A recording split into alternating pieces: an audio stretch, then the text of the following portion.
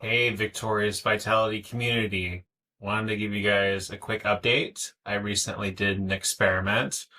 I went 7 days cold turkey off of all nicotine. By the way, right now I have my desk side chicken lamp going for some red light therapy. It is a dark and stormy day in Oregon, so it's nice to warm up and get some therapeutic photobiomodulation, as the fancy science people call it. So, cheers to that. So, anyway, I did 7 days no nicotine. That means I didn't do the lozenges, I didn't do the patches. And what did I experience? Well, first, let me tell you that I had upped my dose before I took a break. And I had upped it to, for a while, I was doing 14 milligrams patches on my skin. And then I went up to briefly on a 21 milligram patch. And I was also doing up to 6 milligrams a day orally via the Knick-Knack oral lozenge. And I'm very close to completing my epic video on mouth versus skin, the ultimate guide to oral nicotine. That video is on the way. But anyway, I decided to take a break to stop stimulating myself because it's not natural to be in a constant state of overstimulation, or shall I just say stimulation, not necessarily being overly stimulated. But it's important to remember that nicotine is an extremely powerful stimulant. Stimulates the cardiovascular system, stimulates the brain, it does all that good stuff, right? But it's just like coffee. It's not natural to be on coffee all the time. And I say that while drinking a mug of very strong coffee. But it's very easy when we find stuff that works really well for us to just keep going and going and going and not necessarily getting the rest that we need. So I recognized that I was pushing myself too far and not resting at the level that I needed. So I stopped the nicotine lozenges. I stopped the nicotine patch. I cut down my coffee intake by 30 to 50%. And I also took a break on multiple testosterone boosters, easiest way to categorize some of the hormonal support supplements that I take regularly. So essentially, I cut down on all the stuff I take that's stimulating, and I did it all at once. And not only did I do that, but I supplemented my mineral and hydration intake during that time as well, because it was brought to my attention that that was an important thing that I needed to do. So during that time, did I notice horrific craving and withdrawal? Did I notice feeling really shitty? Did I notice like, oh my God, I need to have nicotine right now? No. I had absolutely none of that. I had zero cravings whatsoever. The only thing I noticed was that I was not way up because it's not natural to be up all the time. So, did I feel depressed? I mean, some people might categorize it that way.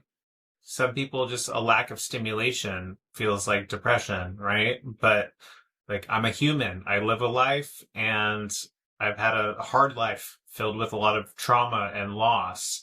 And so there's plenty of things that are completely normal and healthy for me to feel sad and down about.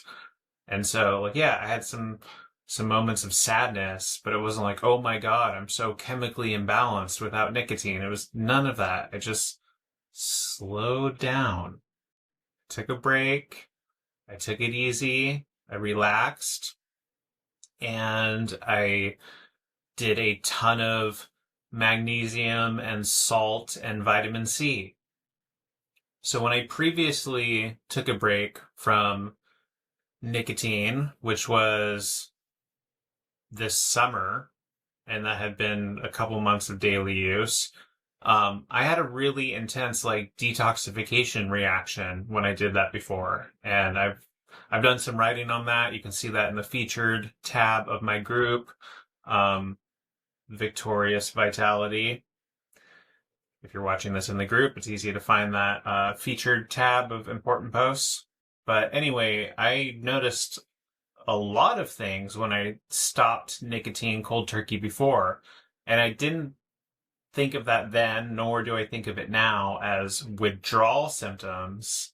Looking back now with more familiarity with the substance, and after having used it daily for months and months, I believe that what happened was I had set some stuff in motion that was so powerful that when I stopped the nicotine, that I kind of got whammied by all the toxins that were mobilized and just had a really strong Herx reaction, which if you don't know what a Herxheimer reaction is, check out my YouTube, Fundamentals of Detox with Nicotine. It'll explain that. So anyway, I stopped the nicotine. I felt totally fine. It was really no big deal. And I did not test my exercise recovery, which was the big thing that I noticed when I stopped nicotine before, was that it took me like 3 times as long to recover from exercise as when I was taking the nicotine. But this whole break for me was about resting and taking it easy and just honoring my body's need to slow down. And so I didn't go on any big hikes or anything like that. I just took it easy and sat in front of the fireplace and treated myself to some rest. So I know that's a big topic that people ask about, not only about is nicotine actually addictive, but what happens if you stop. So I plan on doing a full video about that in the future that would break down the science of the supposed addiction, the Harvard study that shows that nicotine alone is not addictive, etc. And you will see a lot of that in my upcoming video about oral nicotine. But I just want to give you guys a quick update on that, quick update. It's now, 7.5 minutes that I've been recording. But thank you to everyone who joins me in this group. Thank you to everyone who prays for me. I've really been going through it with some hard challenges in every regard. And